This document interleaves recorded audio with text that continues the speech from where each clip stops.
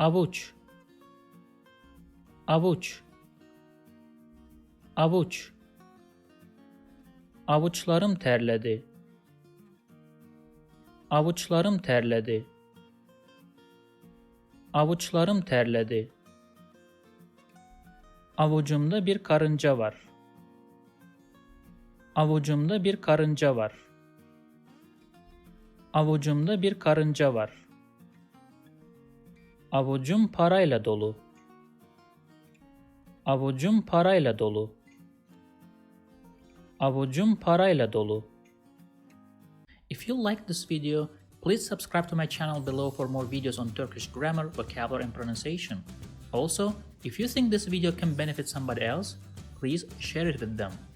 Last, if you have any comment or request, please provide your feedback in the comment section below and I'll do my best to respond as soon as possible.